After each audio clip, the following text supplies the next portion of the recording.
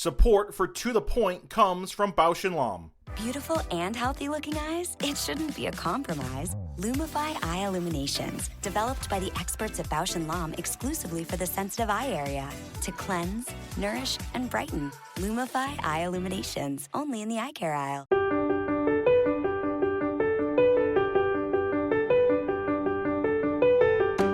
As much as we've learned about ocular surface disease, there is still so much yet to be discovered. The good news is, this creates a world of opportunity for eye care providers. The goal of this podcast is to better understand this chronic and complex condition and keep you up to date on the advances being made in its diagnosis and treatment. So let's get to the point.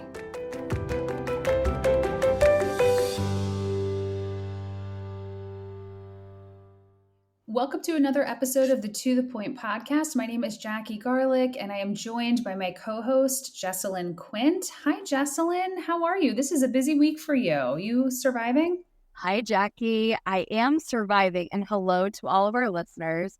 This is a busy week, but, that's okay because next week won't be as busy, so, it'll all balance out. But it seems busy, so I'm just coming off of the AOA Eyes on, I'm just coming off the AOA Capitol Hill meeting, the advocacy meeting for optometry. And it was so funny. So obviously the meeting went great. I'm so proud of all of the optometrists that showed up to DC. It had only over 500 people that were advocating for a profession. But in the midst of all of the, advocacy and meeting with legislators, dry eye still popped up.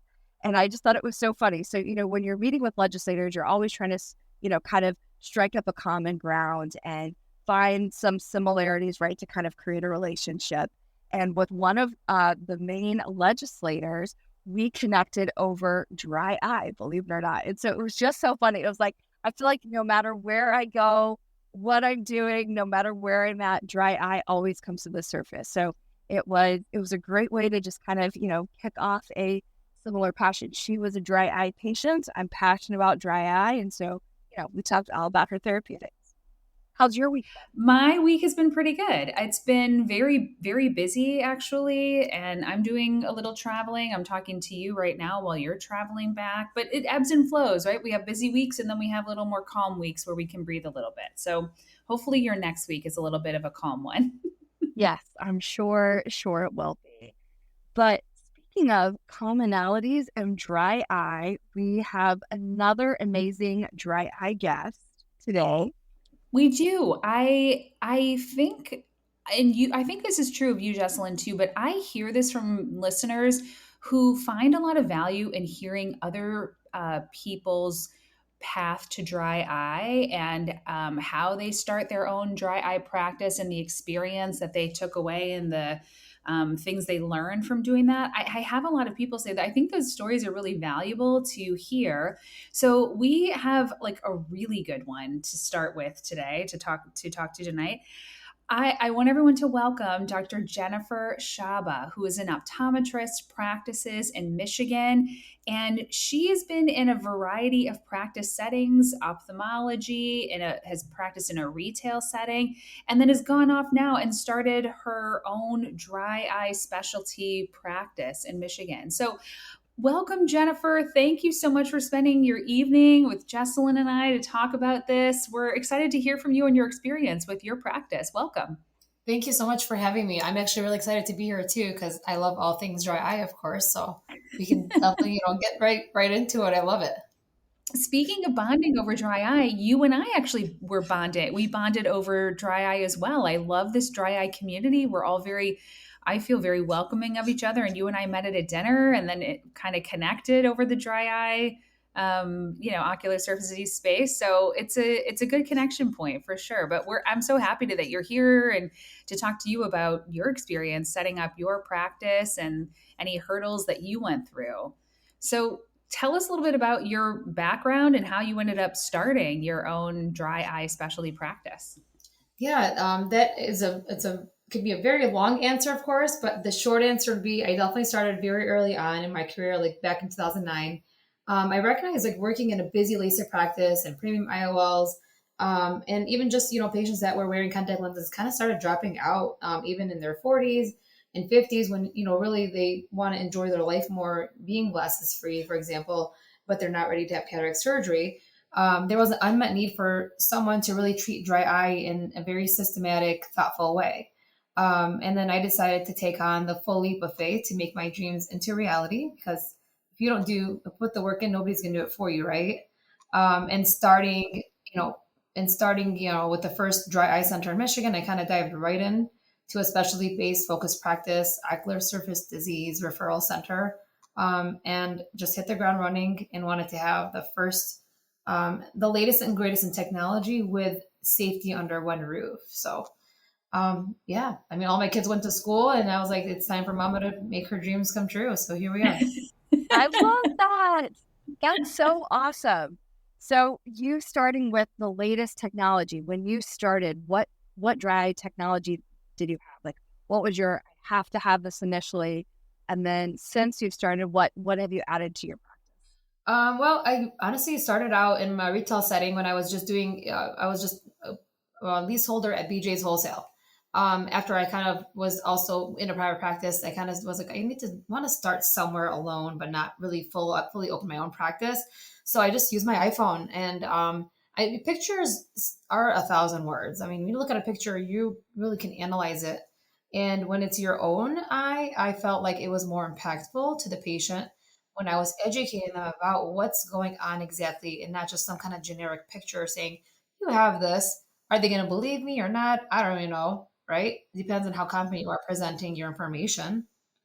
But having that iPhone and being able to share with them, and then them taking a picture, and then, maybe going home and studying it, or going home and looking up the disease and saying, wow, I look like this is my state.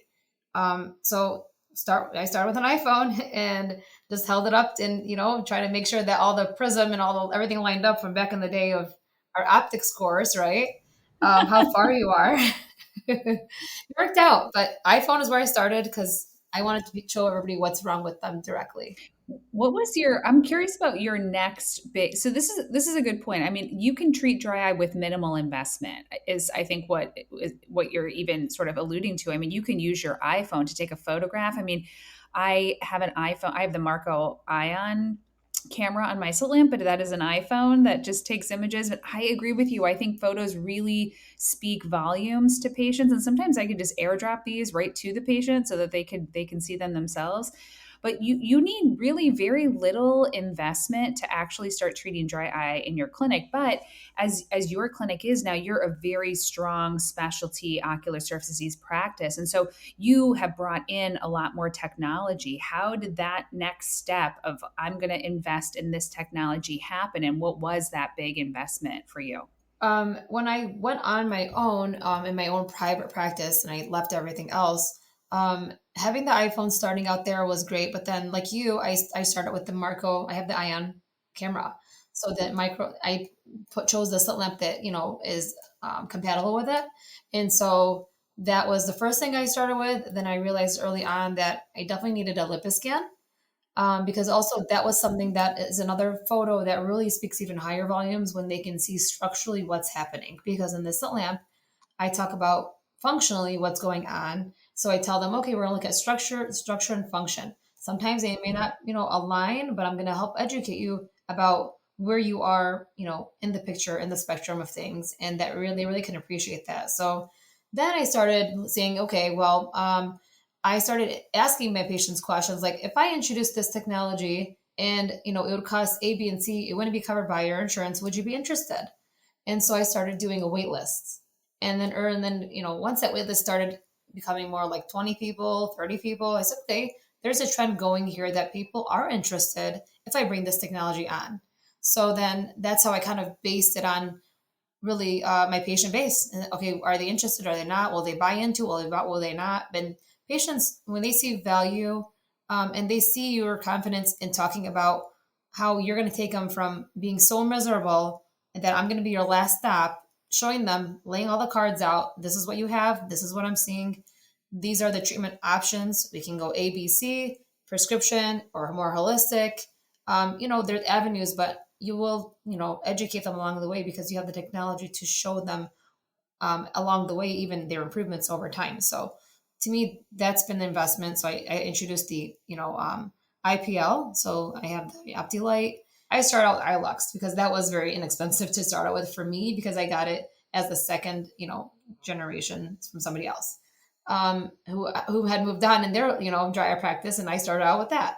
So then tear care came along. So I started doing tear care. And then I implemented IPL when I could. There was a practice there wasn't actually a spa that was offering their stellar IPL. So what I would do is drive to that spa and then have my patients, do IPL there, drive back to my office, express them. That was like my lingo back and forth before I invested in my own, actually. Oh, Yeah. wow. I didn't know you did that. Wow. Did That's that. super And my creative of you. patients stuck with me because, I it was amazing. I was like, hey, it's a year later. Thank you for being here. And now we can actually do it at my own office. So Oh, yeah, my journey is wow. kind of very interesting. I Wow. love that you went the extra mile. And I think when patients see that, Literally. they're with you for life. When you go out of your way to just give them the best care.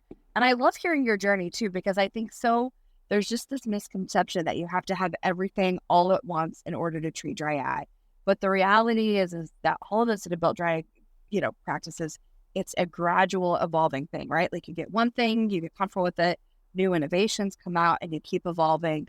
And I really like hearing your story as just a reminder that you don't have to have everything all at once. You can really, start basic and build from there. I also really like that you touch on the holistic aspect of it.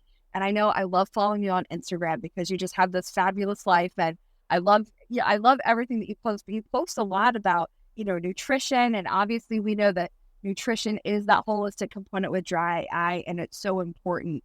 So when you're incorporating that in, where does that fall? Do you offset that with every patient? How does the holistic kind of realm of that kind of work in with your dry eye patients? I do regenerative medicine. So I love all things beauty, all things good health. Working out, I believe you are what you eat. I try to eat as healthy as I can because I want to, be there for my family. So I kind of project that to my patients too. And I kind of help them understand when I'm expressing their glands, especially, I open that conversation in that window. When I'm expressing them and I see that their glands are just, thick and Vaseline like or toothpaste and it's yellow and it's that very distinct yellow that's bright.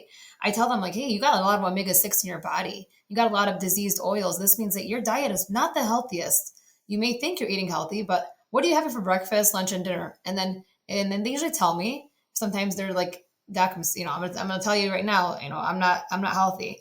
But I say, okay, this is okay. You're here today. Let's start now. Let's start tonight even. Let's talk about this. I start them on a good omega. Despite what people have about the dream study, I still feel like if I give them this omega, you know what, they can still eat bad, but at least I know something healthy is going in their body, and not everybody's eating, olive oil every day. They're mostly having canola oil, for example, in their foods if they're eating out a lot. They're not giving them the top of the line, and I educate them about that. I educate them about what they're putting in their face. I talk, holistically, like, okay, what are the products you're washing your face with? Because that can also be, not as healthy because they're using, probably the ingredients that are bad and toxic to the body. And not everything is organic is good, of course. But, there's also bad chemicals. You have to understand what's in there that you're putting on. So I educate them from that standpoint. And then I do a lot of procaras, amniotic membranes to heal the eye because our body does have a way of healing itself. And I talk to them about even how regenerative medicine is kind of like the wave of things of how they're going if you want to live a healthy life and lead a healthy life, because not everything pharmaceutical is going to be good for you, but it could be, right? But I would say regenerative medicine is how I practice. And, I tell them, do you have a lot of acid reflux when you're eating something? Pay attention. Those foods are probably not really good for your gut either. So I kind of dive into a lot of whole body wellness. When was your last physical? Let's make sure that your vitamin D is good because that can affect your dry eye. Let's go ahead and, get a physical, please. Step one, right? And so I co-manage, I send them out. So I talk about regenerative medicine a lot. Autologous serum, because that is something that, is good to put in your body. A lot of patients that, for example, even my pregnant woman, that's natural, right? so they can still continue to have healthy eyes naturally. Support for To the Point comes from Bausch & Lomb. Beautiful and healthy looking eyes? It shouldn't be a compromise. Lumify Eye Illuminations, developed by the experts at Bausch & Lomb exclusively for the sensitive eye area. To cleanse, nourish, and brighten. Lumify Eye Illuminations, only in the eye care aisle. Nutrition is a gigantic topic that I'm always, you only have so much time in your exam. There's so many things that you could talk about because there's so much that patients are maybe doing to themselves without realizing that they're exacerbating their dry eye. The foods they consume, the cosmetics they put on their eyes, sleeping with a fan on, just little things. So there's so much to talk about. Do you have a way that you've simplified nutrition? Like, is there a handout that you're giving a patient, or are you really just having the conversation in the exam room? I'm looking for tips myself. It's impactful to talk about it in the exam room because it's real, right? You can be really real with them. They're going to give them a piece of paper. Are they going to read it? Maybe. But I think if you just talk to them about the steps that you want them to take, but then I do have them go home with a paper that says at home care, and then makeup advice, recommendations of what they should be using, how to remove their makeup. A lot of women don't really know like how to remove their makeup properly. So I really kind of dive into that a little bit in the exam room, but then I give them a piece of paper. But I do touch very little in each topic, so then they go home and they can read it. But now what I'm trying to do now is create a QR code, and then I want to create videos. And I want to put videos on my website because it's going to be easier. It's me talking. Yeah. I would totally want to do the same. That's been Yeah. on my to-do list, is create QR code. Literally. That I should hold up my phone and show you. That's been on my to-do list. We need to collaborate on this one. Let's brainstorm together. Totally. All right, and then share it with me because I want in on this too. Yeah, literally. Let's like each touch up on one topic. Like, what is MGD? What are the treatment options? What do you do if nothing happens? If you do nothing, how to remove makeup is simple. Not a full on get ready with me. Like, I don't want anybody seeing me like without my makeup on. But I can teach you how to do things. It's a good idea. It's good. I like it. All right, that could be our project. Yeah. Yeah, GRWM. Yeah. You guys know what that means? Yeah. Yes. Okay, good. Because my 11-year-old daughter thought I didn't know what that meant. And I'm like, I'm still with it, kid. No, you're still with it. I'm like, get ready with me? She was like, oh, what that means? I'm like, come on. I love it. What is something that you feel like you purchased for your practice that you wish that you hadn't, or could have been a later purchase? Is there anything that you're regretting that you did purchase earlier on? To be honest, looking back, there's always like, things that you could do differently, but building the confidence to endure, like kind of going out on your own, is better handled with experience. Like working and wherever I worked before, kind of learning the ropes of like what works best in a practice, what doesn't, adapting my own way of implementation, that comes with time. And my previous experiences make me who I am today. So I think, of course, I wish I started sooner, but I'm meant to be where I am now. And when I make a purchase, it's very strategic because, again, you want to make sure that you're investing in something that's going to be good. So what I do is I look to colleagues. I ask colleagues, when you got this, what is your return on investment? And I talk to multiple colleagues. I'll just message them cold message, on Instagram or, LinkedIn, Facebook. Reach out to colleagues because, they will be a good source for you. They've done it before you and they've kind of made their own mistakes and they can guide you. God rest his soul. Art Epstein, he was one of my mentors, and I would message him, and I don't know where he would be in the world, but he'd message me right back. And he's so like real with me, right? So, I would tell him like, I'm thinking about this. He'll give me the ins and outs, the good and bad. And then he just lays out the cards for you. So there are colleagues out there that will do the same for you. So you just have to find that confidence to actually, just be more social. I think that's true. The dry eye community, we are so good about sharing information. Everybody wants everybody to succeed because that elevates dry eye as a whole. I think that's one of my favorite things about dry eye people, right? Like our dry eye gurus are just so collaborative and so approachable. Like if you just reach out to anybody, everybody's willing to share their experiences, what worked, what didn't work. And I love that you touch on that because that is very true. And for anybody that's listening, just message anybody that you look up to for dry eye. Even if you don't look up to them, if you know that they're in the space or that they purchased an equipment, just message them. Like I'm sure they're more than happy to tell you how it's going, what they would do differently. Just keeping that networking, that social time up is, we all learn from each other, right? We're all pioneers. We're all pioneering in it because there's so much to still learn and so many technology instruments that can be implemented still. Yeah. I think the more you know, the more you don't know. That's how I feel in this space personally. But what is your piece of advice for anyone who is really like on the edge in a practice, wants to leave it, start their own? What advice do you have for other doctors that are passionate about dry eye? You can, like you said, start with wherever you are. It doesn't have to be like a new venture. This is just kind of a dream of mine to have my own place. And it's even better because if I had started early on, I probably would have had a place that had an optical, doing glasses, contacts, more comprehensive, which would have still been great. But I think I definitely found, where I'm happy. So if you feel like dry eye is for you, and it does take a lot of time, so you have to be more patient. And patients like it when they're very appreciative when they have someone who listens to them, makes them comfortable, educates them about what's aggravating their problem, and like for you to provide guidance, a type of solution, not really a cure, but how to manage it, giving them hope that they'll be okay. Really like believing in yourself and what you say can really be more impactful. Start with the iPhone, educate your patients and talk about, any technologies you want to implement. And like I said, you'll get a positive response. Start a wait list.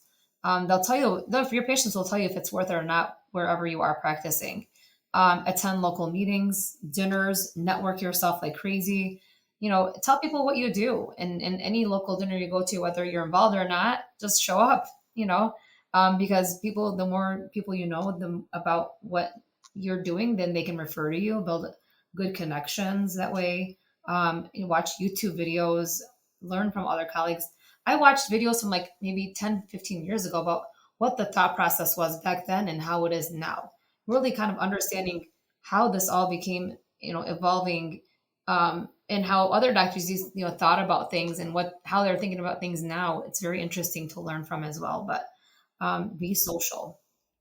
Yeah. I love that you said like one of your points is really just start now. I think honestly that is it. And you don't need your own practice to start. Maybe that's your dream down the line, but I think starting now to see, do you really enjoy, sitting with and talking with dry eye patients? As you said, it does take a lot of patience and a lot of conversation, and the provider needs to be patient. Is that something that treating dry eye seems very fun, but in reality, you're kind of like, ugh, if I have to talk about dry eye one more time, you might not actually enjoy it. But so, yeah, I think, it's a good point. Just try it now, start now, see what technology you're missing. If you don't own your practice, advocate for it. If you feel like you're not getting anywhere, then yeah, then make moves. I think that's a good piece of advice. Yeah, or just take your iPhone out and show them if you're a practice that, doesn't have technology. You start the Yeah. technology. You got it in your pocket. That's right. You pioneer it. But speaking of being social, if a listener wanted to connect with you, how could they get in touch with you? How could they find you? Dry eye underscore specialist. I'm on Instagram. You can feel free to message me there. And if you wanted to, even just, email me. So it's D like David, R like Robert, S like Sam at healingdryeye.com. And I'll be more than happy to, be on board. Jennifer, before we end this podcast, we have now been doing a special series that we are calling our Life Lens. So, this is something in your life that is making your life easier, more enjoyable. This could be a thing, this could just be non optometry related. What is your life lens? What has been bringing you some enjoyment lately? Well, since opening my own practice, I've kind of been committed to it. And so I do put in a lot of hours, many, many hours, because the love of my baby is there. And so I really want it to grow. But I've noticed that it's been taking a lot of energy out of me. And so I'm looking forward to I've been doing a lot of small getaways, small vacations. And to me, it's, work hard, play hard. When they say that, it's so true. I think, work hard, play a little harder. So definitely traveling has been my saving grace because I look forward to, okay, I'm going to get a break. I'll work hard. And then when I come back to work, I'm like energized, ready to go. I love it. Do you have any trips coming up? What are you looking forward to? Ooh, yes, I'm going to Mallorca. It's in Spain, Barcelona, Ooh, and then the Portugal. So I'm doing some traveling, kind of seeing the world because there's so much more to Michigan than Michigan. absolutely. We'll have a fabulous time. I can't wait to see all the pictures. Thank you. Jessilin, tell us, what is your life lens for this month? What do you got for us?